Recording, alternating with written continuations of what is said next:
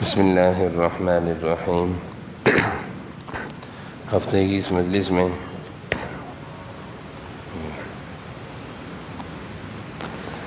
حکیم الامت حضرت مولانا شاہ سیف علی تھانوی رحمۃ اللہ علیہ کے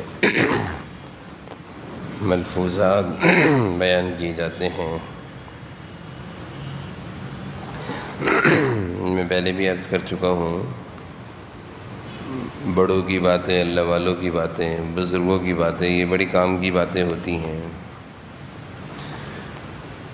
بڑے بوڑھے جو ہوتے ہیں، اور بڑے بوڑھے بھی ہوں اور ساتھ میں اللہ والے بھی ہوں، عالم بھی ہوں، متقی بھی ہوں، تو ان کی بات میں اللہ تعالیٰ بہت قیمتی قیمتی خزانے رکھ دیتے ہیں۔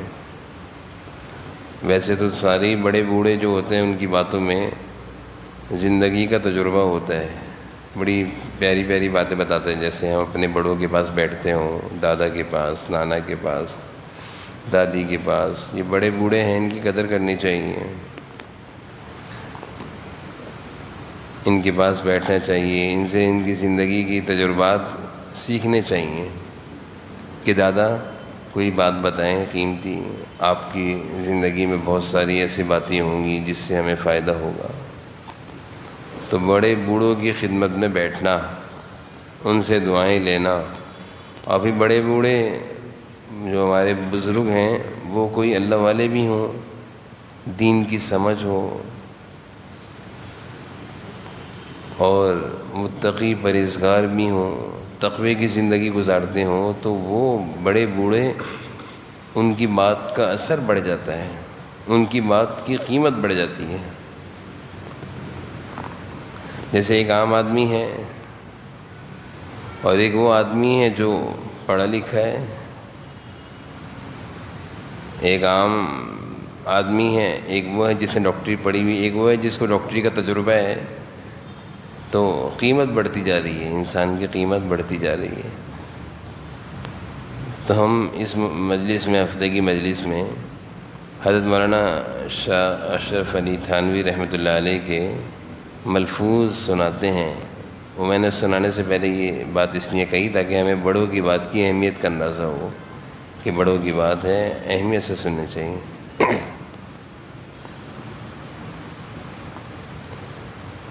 حضرت فرما رہے ہیں کہ دوسروں پر ہنسنا نہیں چاہیے۔ اکثر دیکھا کہ جو جس پر ہنسا بعد میں خود ہی اسی عیب میں، مصیبت میں مبتلا ہوا۔ یہ بڑی بات ہے۔ ہمارے یہاں ہوتے ہیں نا، ہم مذاق بناتے ہیں، مذاق اڑاتے ہیں، ہوتا ایسا ہے، وہ تو یہ ہے، اس کی بات پر اس پر ہنستے ہیں، اس کا مذاق بناتے ہیں۔ تو یہ بڑی خطرے کی چیز ہے کہ آج اگر ہم کسی کی برائی کا مذاق بنا رہے ہیں، کسی پر ہنس رہے ہیں، تو حضرت فرما رہے ہیں کل کو تم بھی اسی مصیبت اور معصیت میں مبتلا ہوگے اور تم پر بھی ہنسا جائے گا۔ خطرے کی بات ہے، کیسی خطرے کی بات ہے۔ کسی بھی طرح کسی پر نہیں ہنسنا چاہیے، بس یہ ضابطہ۔ کسی بھی طرح کسی کا مذاق نہیں بنانا چاہیے۔ بلکہ بعض بزرگان دین سے معلوم چلا کہ اگر کوئی کسی چیز میں مبتلا ہے، اس کے بارے میں گفتگو کرنا مطلب یہ ہے کہ اس کی وہ ساری برائیاں اپنی طرف منتقل کرنا ہے۔ جیسے ہم کسی بیمار آدمی کے پاس، اور وہ بیماری جو کسی کو لگ جاتی ہو، ہم نہیں جاتے۔ اگر کوئی مریض ہو، بیمار ہو، اور وہ بیماری جو کسی کو لگتی ہو، جیسے پچھلے دنوں آنکھوں کی بیماری چل رہی تھی، تو جس کو آنکھوں کی بیماری ہوتی تھی، لوگ اسے کہتے ہیں تمہاری وجہ سے ہمیں نہ لگ جائے، تو لوگ اس سے کھنچتے تھے، بھاگتے تھے۔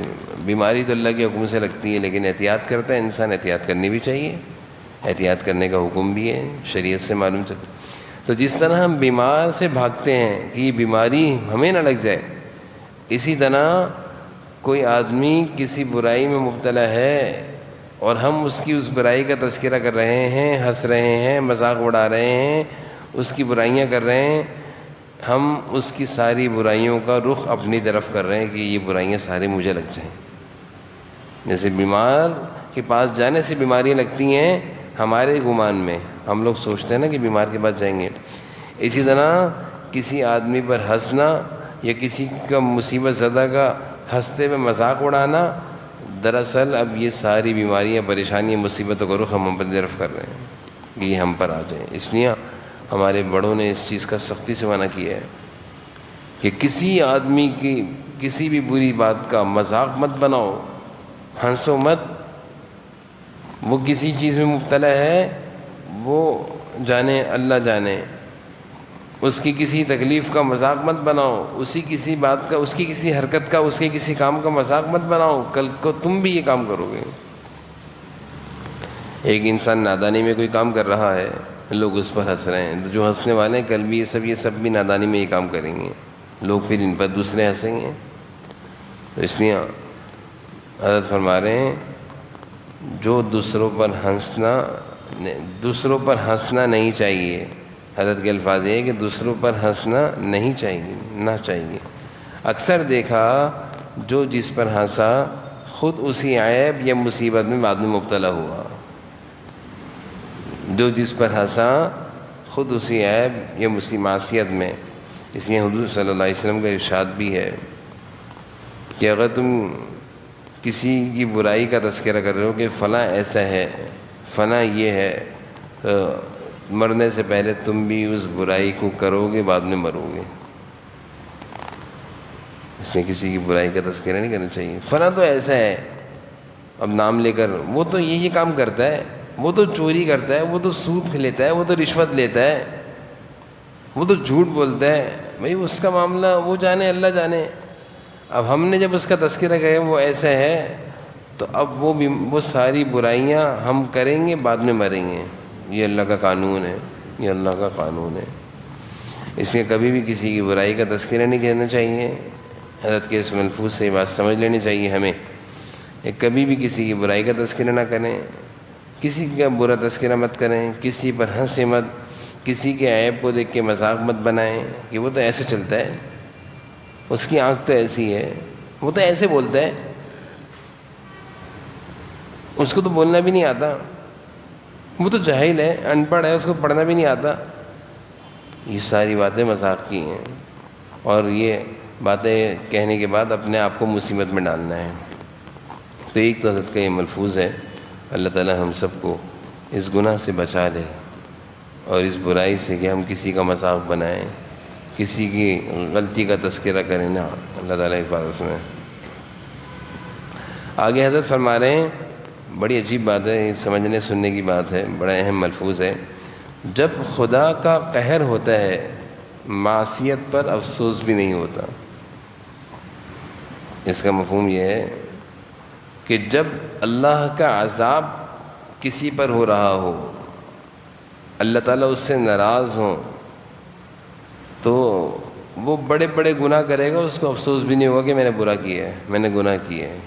یہ ایک آدمی ہے نا، اس سے غلطی ہوئی، اس کو احساس ہوا، اس نے توبہ کر لیا، اللہ تعالیٰ میں نے آج فجر کی نماز چھوڑ دی تھی، معافی مانگ رہے ہیں۔ اللہ تعالیٰ میں نے آج جھوٹ بولا تھا، اے اللہ میں نے ایک آدمی کو آج دھوکہ دیا ہے، معافی مانگ رہے ہیں۔ اے اللہ میں نے آج فلاں آدمی کو تکلیف پہنچائی ہے، اے اللہ مجھے معاف کر دیں، اس سے بھی میں معافی مانگ لوں۔ جس کو تکلیف پہنچائی اس سے بھی معافی مانگ لی، اللہ سے بھی معافی مانگ لی۔ اس پر اللہ کی رحمت ہے، اس پر اللہ کی رحمت ہے کہ اس نے برائی کی، اللہ نے اس کو توبہ کی توفیق دے دی۔ اس پر اللہ کی رحمت ہے۔ کوئی برا کام ہوا، توبہ کی توفیق مل گئی، احساس ہو گیا میں نے آج غلط کیا ہے، میں نے آج غلط کیا ہے، میں نے آج فلاں آدمی کو دھوکہ دیا ہے، میں نے آج فلاں آدمی کی بیٹھ کے برائی کی تھی، میں نے آج موبائل میں گندی ویڈیوز دیکھی ہیں، احساس ہو گیا، میں نے آج گانے سنے، میں نے آج غیبت کری ہے، میں نے آج فجر کی نماز نہیں پڑھی، میں نے آج والدین سے بدتمیزی کری ہے۔ بہت ساری برائیاں ہیں، ساری برائیوں میں سے اللہ نہ کرے کوئی برائی ہو جائے اور اس برائی کے بعد احساس ہو جائے کہ میں نے تو آج غلط کیا ہے، مجھے ایسے نہیں کرنا چاہیے تھا۔ اب اس سے بھی معافی مانگ رہے ہیں جس کو تکلیف پہنچائی ہے، اور اللہ تعالیٰ سے بھی معافی مانگے، اللہ تعالیٰ معاف کر دیجیے۔ یہ اللہ کی رحمت ہے، اس پر اللہ کی رحمت ہے کہ اس کو اپنی غلطی کا احساس ہو گیا۔ ایک آدمی ہے نا، سڑا ہوا کھانا کھا رہا ہے، کہہ رہا ہے صحیح ہے، تو کہیں گے لوگ پاگل ہو گیا ہے، اس کو یہی نہیں پتہ چل رہا ہے کہ غلط چیز کھا رہا ہے۔ اس کو برائی، اس کو خراب چیز کا احساس اس کے اندر سے ختم ہو گیا. صحیح تو ہے، سب کہہ رہے ہیں بھائی خراب ہے، صحیح تو ہے، اس کا دماغ خراب ہو گیا. اسی طرح جو آدمی گناہ کر رہا ہے، برائی کر رہا ہے، گندے گندے کام کر رہا ہے اور کہتا ہے میں تو کوئی غلط کام نہیں کر رہا، مجھے تو کوئی افسوس نہیں ہے، میں تو نماز بھی نہیں پڑھتا، کیا ہوا؟ میں تو سود بھی لیتا ہوں، رشوت بھی لیتا ہوں، کیا ہو گیا؟ مجھے تو کچھ نہیں ہوتا. تو اس پر اللہ کا عذاب ہے، اس پر اللہ کا عذاب ہے. حضرت فرما رہے ہیں ابلیس کو افسوس بھی اپنی مردودیت پر نہیں ہوا، شیطان کو افسوس بھی نہیں ہوا کہ مجھے اللہ کے دربار سے نکال دیا گیا، بلکہ الٹا اللہ سے کہہ رہے ہیں میں آپ کے بندوں کو گمراہ کروں گا. یہ نہیں کہ اللہ مجھ سے غلطی ہو گئی، آپ کی بات میں نے نہیں مانی. اللہ تعالیٰ نے شیطان سے کیا کہا تھا؟ ابلیس سے حکم دیا تھا، اس حکم کی خلاف ورزی کری، اللہ کی بات نہیں مانی. اللہ نے کہا نکل جاؤ میرے دربار سے. اوپر رہتا تھا، فرشتوں میں رہتا تھا، نکل گیا.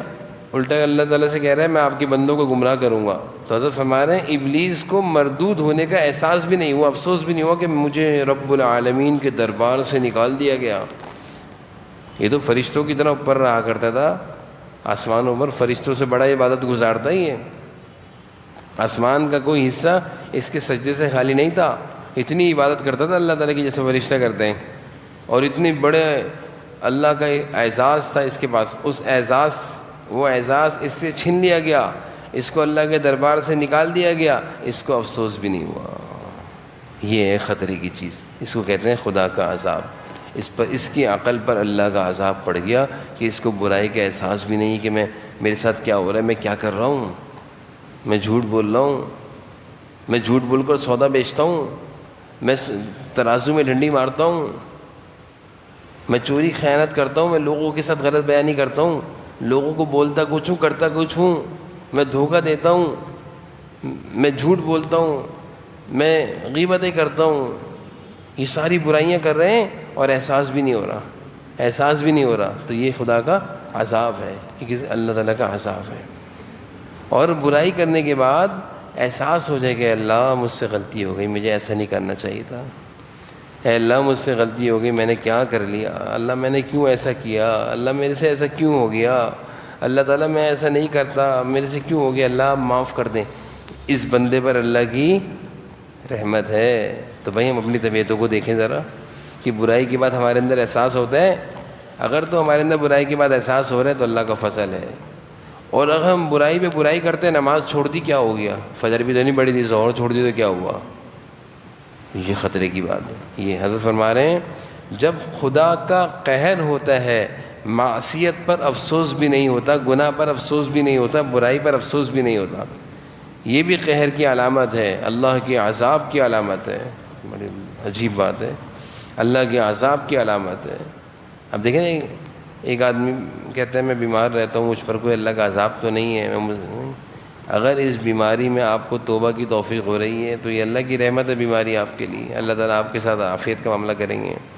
لیکن اس بیماری میں آپ کے اندر بغاوت بڑھ رہی ہے، جیسے بہت سارے بیمار، ان سے کہا جائے نماز پڑھ لو، ارے کیوں پڑھیں نماز، ہمیں نماز کا کیا فائدہ، ہم تو بیمار پڑے ہوئے، اللہ نے ہمیں بیمار کیا ہوا ہے. نعوذ باللہ نعوذ باللہ، اتنی خطرے کی بات کرتے ہیں، ایمان چلا جاتے ہیں.